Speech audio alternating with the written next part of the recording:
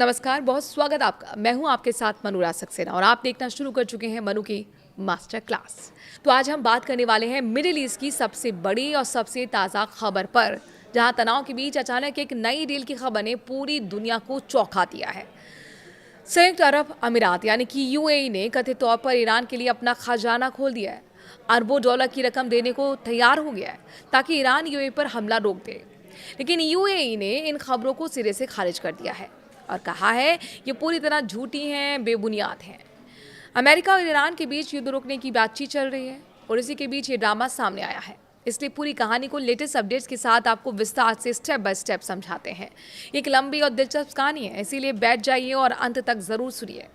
सबसे पहले बैकग्राउंड समझते हैं। 2026 का साल मिडिल ईस्ट के लिए बहुत उथल पुथल भरा रहा। 28 फरवरी 2026 को अमेरिका और इसराइल ने मिलकर ईरान पर बड़ा सैन्य अभियान शुरू किया, जिसका कोड नेम था ऑपरेशन एपिक फ्यूरी। इस ऑपरेशन में अमेरिकी मिसाइल, ड्रोन और इजरायली फाइटर जेट्स ने ईरान के अंदर सैकड़ों हमले कर डाले। इन हमलों में ईरान के सुप्रीम लीडर अली खामनेई की तो हत्या हो गई। ईरानी रिजीम के कई बड़े सैन्य और खुफिया कमांडर मारे गए। ईरान ने इसका जवाब दिया। मिसाइल्स और हजारों ड्रोन से इजरायल और अमेरिकी ठिकानों और खाड़ी के देशों पर हमले किए गए। इन हमलों में यूएई भी शामिल था। यूएई अमेरिका और इजरायल का करीबी सहयोगी है, इसीलिए ईरान ने उसे भी निशाना बनाया। इन हमलों में यूएई की अर्थव्यवस्था पर सीधा असर पड़ा। दुबई और अबू धाबी जैसे आधुनिक शहरों में बिजनेस प्रभावित हुए। पर्यटन और ट्रेड पर दबाव आया। युद्ध के दौरान ईरान ने स्ट्रेट ऑफ हॉर्मुज को भी बंद करने या फिर नियंत्रित करने की कोशिश की, लेकिन जल डबरू मध्य दुनिया की तेल व्यापार का सबसे महत्वपूर्ण चेक पॉइंट है। यहाँ पर रोजाना लाखों बैरल तेल गुजरता है। यहाँ जब ये बंद हुआ तो ट्रैफिक रुका। पूरी दुनिया में तेल की कीमतें बढ़ गईं। एशिया और यूरोप में तो फ्यूल की कमी महसूस हुई और ग्लोबल इकोनॉमी पर असर भी पड़ा।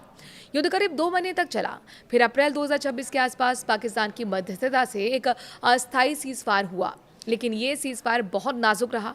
ईरान ने स्ट्रेट को पूरी तरह से खोलने से इनकार कर दिया, यानी कि स्ट्रेट ऑफ हॉर्मुज को खोलने से इनकार कर दिया और शर्त भी लगा दी कि उधर अमेरिका ने भी ब्लॉकेड जारी रखा। बातचीत जारी रही, पहले पाकिस्तान में और फिर कतर जैसे देशों की मदद से। अब आते हैं मौजूदा स्थिति पर। जून 2026 तक अमेरिका ईरान के बीच इंटरिम डील यानी कि मेमोरेंडम ऑफ अंडरस्टैंडिंग की बातें जोरों पर हैं। इस डील में मुख्य पॉइंट्स ये हैं कि स्ट्रेट ऑफ हॉर्मुज को फिर से खोलना, अमेरिकी नेवल ब्लॉकेट हटाना, ईरान के कुछ सेक्शंस रिलीफ देना, खासकर तेल बेचने के लिए, और बदले में ईरान न्यूक्लियर प्रोग्राम पर कुछ कंट्रोल या फिर स्टॉक पाइल कम करने की बात। अमेरिका के उपराष्ट्रपति जेडी वेंस ने साफ कहा है कि ईरान को सिर्फ डील साइन करने या फिर मीटिंग में शामिल होने के बदले कोई पैसा नहीं मिलेगा। आर्थिक फायदे तभी मिलेंगे जब ईरान अपनी प्रतिबद्धताएं पूरी करे, खासकर न्यूक्लियर मुद्दे पर। ट्रंप प्रशासन की मैक्सिमम प्रेशर पॉलिसी अभी भी जारी है। अब आते हैं वो राइटर्स रिपोर्ट पर जो सबको चौंका रही है। 12 जून 2026 को राइटर्स ने 4 सूत्रों के हवाले से रिपोर्ट छापी कि यूएई ईरान को 10 से 20 अरब डॉलर तक की रकम अनलॉक करने को तैयार हो गया है। 2 सूत्रों के मुताबिक कुल 10 अरब डॉलर की डील है, जिसमें 3 अरब डॉलर से ज़्यादा पहले ही ट्रांसफर हो चुके हैं। 2 अन्य सूत्रों ने रकम 20 अरब तक बताई है, 20 अरब डॉलर तक बताई है। मकसद क्या बताया गया? युद्ध के दौरान ईरान के हमलों से बचने के लिए यूएई ने ये टैक्टिकल शिफ्ट किया, यानी हमले रोकने के बदले पैसे। एक सूत्र ने कहा कि पहली किस्त 3 अरब डॉलर की पहले ही उपलब्ध कराई जा चुकी है। ये रकम यूएई की अपनी हो सकती है या फिर यूएई के बैंकिंग सिस्टम में लंबे समय से फंसी ईरानी संपत्तियों का हिस्सा। ईरानी मीडिया ने इसे और ड्रामेटिक बना दिया है।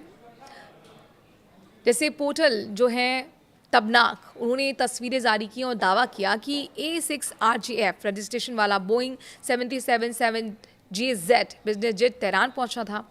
इसमें 3 अरब डॉलर कैश भेजे गए। लेकिन ये सवाल उठना लाजमी है कि इतनी बड़ी रकम 3 अरब डॉलर कैश में एक प्लेन से भेजना कितना व्यवहारिक है। एक प्लेन में इतना कैश ले जाना ना सिर्फ मुश्किल है, बल्कि सुरक्षा और लॉजिस्टिक के लिहाज से भी लगभग नामुमकिन। यही वजह है कि कई एक्सपर्ट्स और एनालिस्ट इसे शक की नज़र से देख रहे हैं।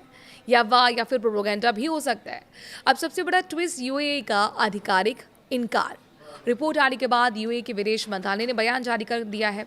उन्होंने कहा कि 3 अरब डॉलर समेत किसी भी रकम के ट्रांसफर की खबरें पूरी तरह से झूठी हैं और बेबुनियाद हैं। मंत्रालय ने साफ कर दिया कि कोई फ्रीज हुई ईरानी संपत्ति जारी नहीं की गई है, ट्रांसफर की गई है, ना यूएई के जरिए उपलब्ध कराई गई। हालांकि यूएई ने यह जरूर कहा कि उसकी विदेश नीति क्षेत्र में तनाव कम करने और स्थायी शांति को बढ़ावा देने पर केंद्रित है। यूएई युद्ध के दौरान हमलों का शिकार हुआ, इसीलिए वो शांति चाहता है, लेकिन आधिकारिक तौर पर पैसे देने की बात को नकार दिया है। जेडी वेंस का बयान भी महत्वपूर्ण है। उन्होंने कहा कि ईरानियंस को कोई कैश नहीं मिला है, न ही सिर्फ डील साइन करने के लिए फंड रिलीज किए जा रहे हैं। डील इस तरह की स्ट्रक्चर्ड है कि आर्थिक लाभ तभी आएंगे जब ईरान अपनी जिम्मेदारी निभाएगा।